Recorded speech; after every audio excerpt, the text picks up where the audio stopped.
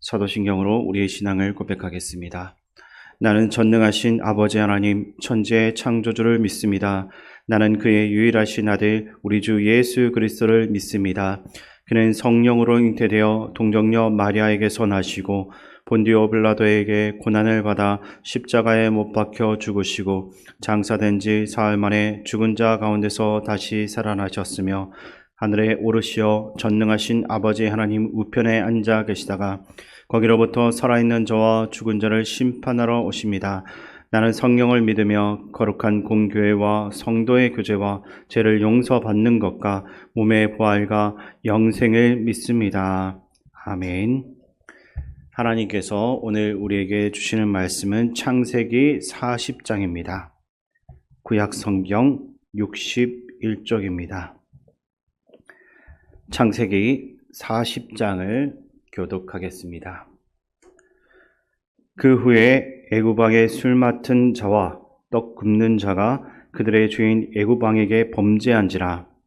바로가 그 두 간원장 곧 술 맡은 간원장과 떡 굽는 간원장에게 노하여 그들을 친위대장의 집 안에 있는 옥에 가더니 곧 요셉이 갇힌 곳이라. 친위대장이 요셉에게 그들을 수종들게 하매 요셉이 그들을 섬겼더라. 그들이 갇힌 지 여러 날이라. 옥에 갇힌 애굽 왕의 술 맡은 자와 떡 굽는 자 두 사람이 하룻밤에 꿈을 꾸니 각기 그 내용이 다르더라. 아침에 요셉이 들어가 보니 그들에게 근심의 빛이 있는지라. 요셉이 그 주인의 집에 자기와 함께 갇힌 바로의 신하들에게 묻되 어찌하여 오늘 당신들의 얼굴에 근심의 빛이 있나이까? 그들이 그에게 이르되 우리가 꿈을 꾸었으나 이를 해석할 자가 없도다. 요셉이 그들에게 이르되 해석은 하나님께 있지 아니하니까 청하건대 내게 이르소서.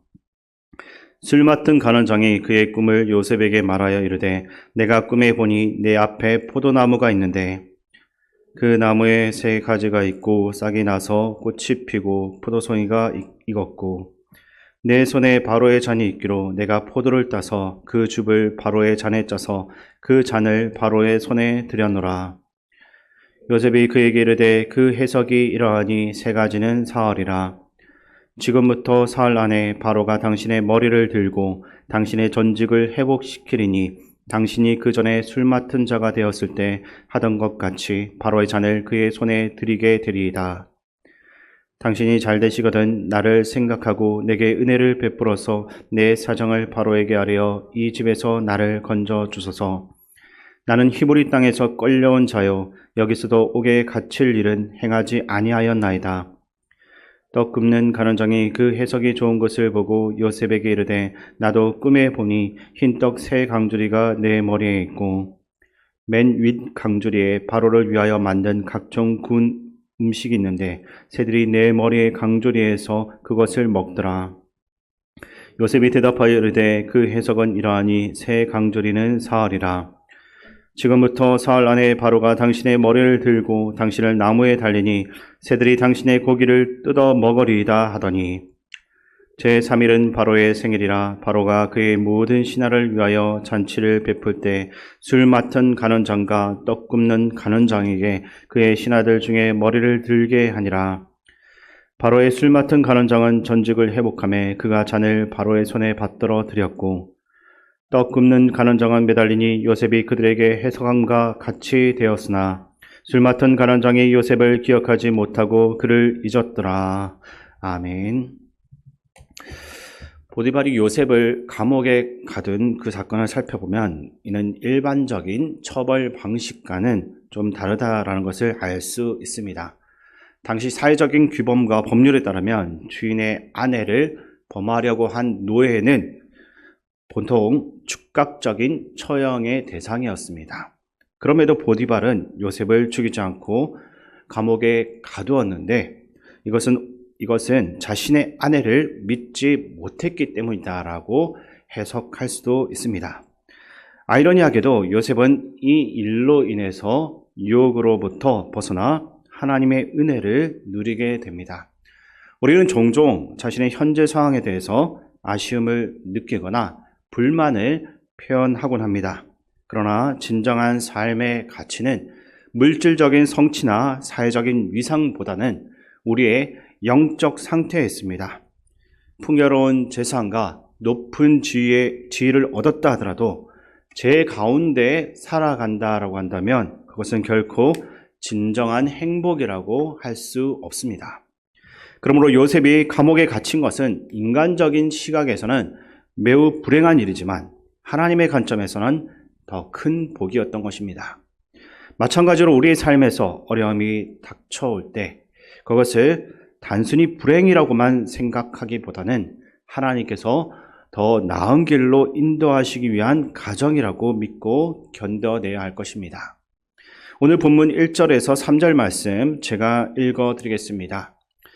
그 후에 애굽 왕의 술 맡은 자와 떡 굽는 자가 그들의 주인 애굽 왕에게 범죄한지라. 바로가 그 두 간원장 곧 술 맡은 간원장과 떡 굽는 간원장에게 노하여 그들을 친위대장의 집 안에 있는 옥에 가두니 곧 요셉이 갇힌 곳이라. 아멘. 이 감옥에는 애굽 왕 바로의 신하인 술 맡은 자와 떡 굽는 자가 왕에게 잘못함으로 인해서 함께 갇히게 되었습니다.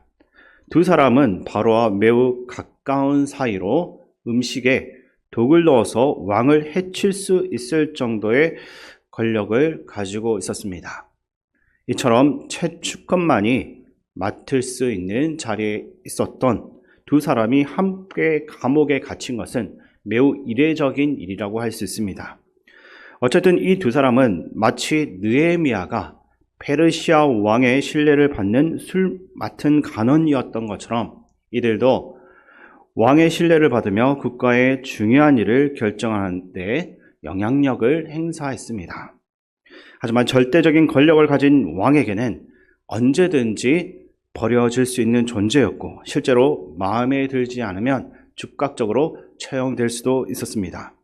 그럼에도 이렇게 감옥에 갇힌 것은 완전히 죄가 확정된 것이 아니라 좀 더 지켜보겠다라는 의미였기 때문에 일종의 은혜였다고 볼 수 있습니다.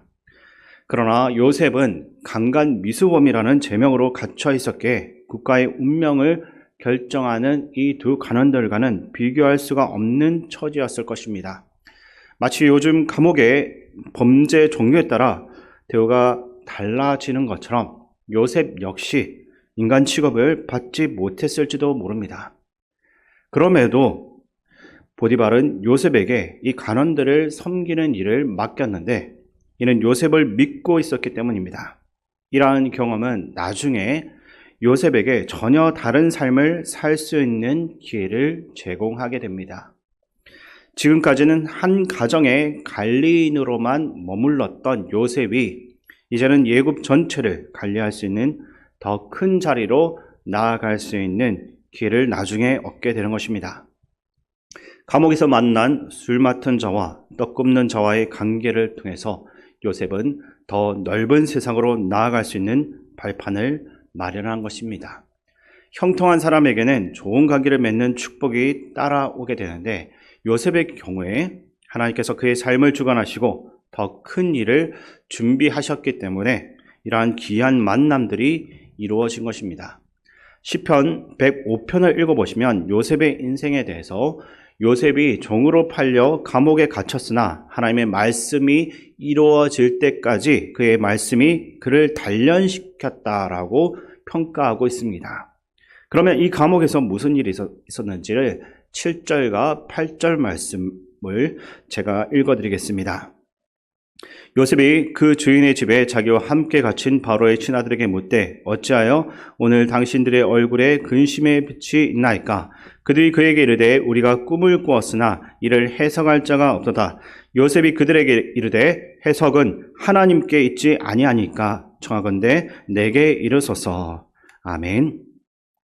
술 맡은 간원장이나 떡 맡은 간원장처럼 왕과 가장 가까운 곳에서 일을 하는 사람들은 그들의 지위를 안정적으로 유지하려면 표정 관리를 잘 해야 합니다. 왕 옆에서 그들의 표정이 어두워지면 왕의 의심을 살 수가 있기 때문입니다. 그래서 이 사람들은 항상 평정심 가득한 표정 관리에 능숙했을 것입니다.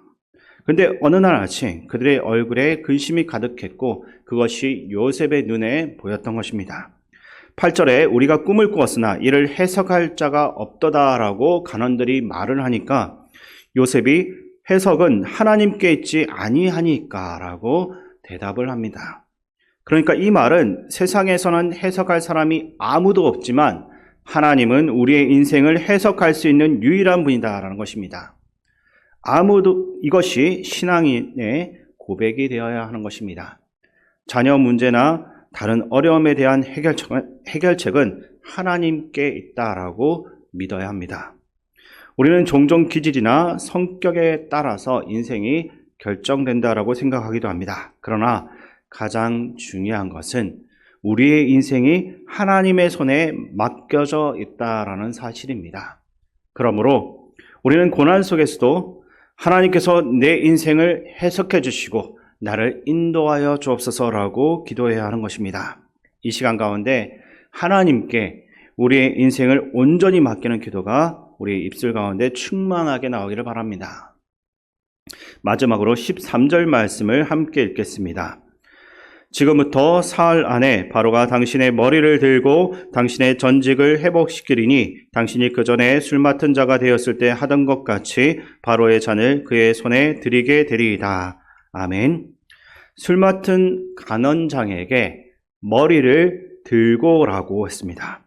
그러면서 바로가 당신을 술 맡은 관리로 회복시켜서 다시 바로의 잔을 그의 손에 드리게 될 것이다 라고 해석합니다. 그런데 반대로 떡 맡은 간원에게는 19절을 보시게 되면 지금부터 사흘 안에 바로가 당신의 머리를 들고 당신을 나무에 달리니라고 완전히 다르게 해석합니다. 술 맡은 간원장에게 했던 것처럼 당신의 머리를 들게 한다라는 이 표현 동일하게 사용했습니다. 그러나 떡 맡은 간원장의 경우에는 그 결과가 완전히 다르게 나오는데 당신을 나무에 달리니 새들이 당신의 고기를 뜯어 먹을 것입니다 라고 아주 무서운 말을 합니다. 왕 앞에서 모든 관리들은 보통 엎드려 있고 머리를 들지 못합니다. 그러나 왕이 은혜를 베푸면 머리를 들 수 있는 날이 오게 됩니다. 하지만 이 머리를 든다는 동일한 표현이 두 간원장에게는 아주 다른 결과를 가져왔습니다. 한 사람은 그 자리를 회복했지만 다른 사람은 죽음을 맞이했던 것입니다. 우리의 인생도 마찬가지입니다. 언젠가 하나님 앞에서 모든 사람들이 머리를 들게 될 날이 있을 것입니다. 그러나 그 결과는 다를 수 있습니다. 어떤 사람은 영광스러운 영생을 얻고 다른 이들은 비참한 선고를 받고 영원한 벌을 받게 될 것입니다. 그러나 이 자리에 있는 우리 모두는 하나님께 인생을 맡기고 결국에는 하나님 앞에서 머리를 들게 되어 영생의 은혜를 누릴 수 있게 되기를 주님의 이름으로 축원드립니다. 아버지 하나님, 주님께서 우리와 함께 하심을 알면서도 우리의 삶의 자리에서 넘어질 때가 있습니다. 우리의 노력이 물거품처럼 사라질 때도 있습니다. 주님, 우리가 늘 눈을 들어 우리와 함께 하시는 주님을 바라보게 하시고 주님께 우리의 인생의 해석을 맡길 수 있게 도와주시옵소서. 또한 주님께서 그 뜻을 온전히 이루실 것을 기대하며 살아갈 수 있는 인생들이 되게 도와주시옵소서. 우리와 끝까지 함께 하시는 예수님의 이름으로 기도드립니다. 아멘. 주기도문으로 예배를 마치겠습니다. 하늘에 계신 우리 아버지, 아버지의 이름을 거룩하게 하시며 아버지의 나라가 오게 하시며 아버지의 뜻이 하늘에서와 같이 땅에서도 이루어지게 하소서.